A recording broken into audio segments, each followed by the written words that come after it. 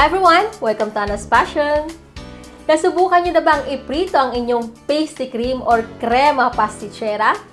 Ayan ang gagawin natin ngayon.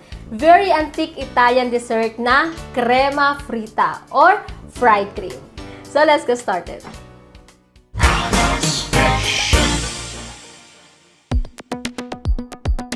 Ang una natin gagawin ang ating Italian pastry cream. Sa ating saucepan, ilagay ang 500 grams ng milk and lemon skin. Kung walang lemon skin, pwedeng gumamit ng vanilla. Iinitin natin ito hanggang sa may makita na kayong small bubbles na nagpo-form sa edges ng pan.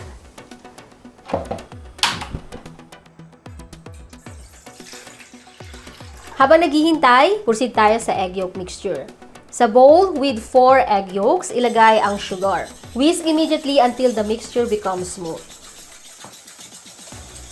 Pag ready na, add the dry ingredients, cornstarch and flour. Whisk again until everything is well combined.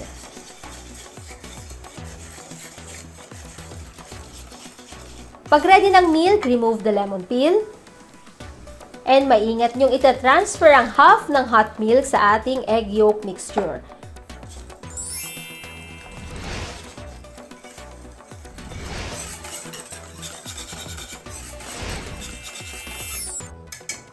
Then, ibalik ito sa ating saucepan. And cook over low-medium heat. Stirring constantly hanggang ma-reach nyo na yung right consistency. Once nag-thicken na ang cream, turn off the heat and nilagay ang butter. Naglalagay ako ng butter para mas masarap. I-mix ito hanggang sa mag-melt ng butter.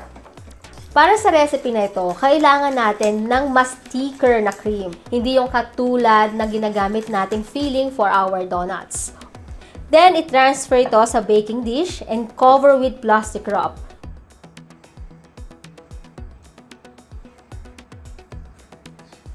Making sure yung plastic wrap is nakadikit sa surface ng cream para ma-prevent yung skin from forming. Refrigerate for at least 4 hours or overnight for the better results. Or hanggang sa makita nyong firm enough na ito to cut. Pag nagmamadali kayo, pwede nyong ilagay sa freezer for at least 40 minutes to 60 minutes, 1 hour. Not more than that kasi pag sobrang tagal sa freezer, magpo-form na yan ng crystal sa ibabaw and magbabasa-basa ang inyong cream. So, lagyan natin sa fridge. May nahanda na ako ditong crema pasticcera. Overnight ko itong nirest sa fridge. So, now let's prepare our breading. Ang kailangan lang natin is 3 eggs and breadcrumbs. Sa ating baking dish, crack 3 eggs. And beat them. Sa kabila, may na-ready na tayong breadcrumbs.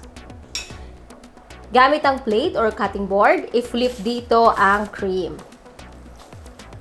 Gagamit tayo ng sharp knife para sigurado tayong makat ito ng maayos at malinis.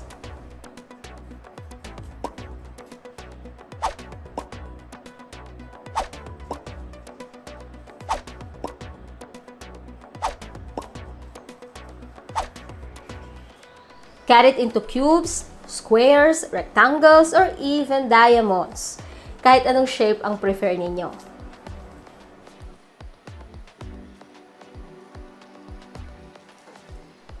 First, i-coat muna ito sa breadcrumbs. Ginagawa ko to kasi nakakatulong para mag-stick ng maayos yung egg sa ating cream. Next, ilagay sa egg. Then, coat it again with breadcrumbs. Making sure it's completely covered. Mas prefer ko yung double coating para yung fully protect talaga siya from the hot oil and it gives it an even crunchier texture. So, ibalik ulit ito sa egg. Then, coat it with breadcrumbs one more time.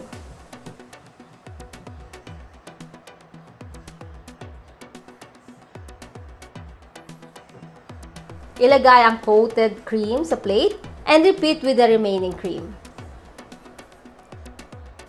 Pag coated na lahat ng ating cubes, refrigerate for at least 1 to 2 hours to help the coating set before frying. Kung wala ka namang time, pwede mo itong ilagay sa freezer for 15 to 20 minutes.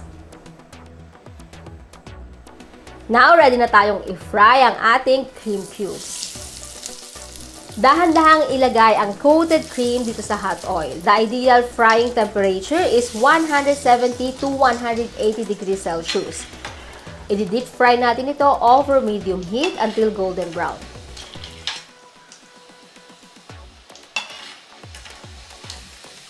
I-transfer ito sa plate lined with paper towels to absorb the excess oil.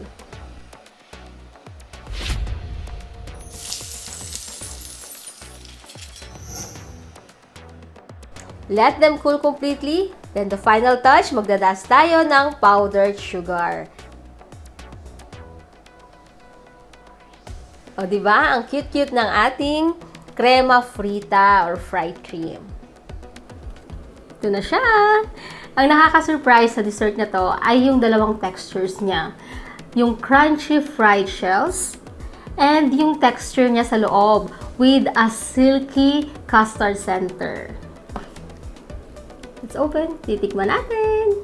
Oh, wow. Look at that.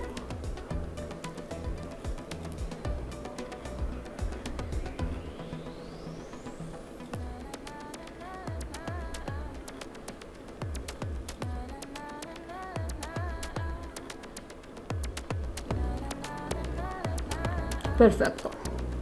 So for now,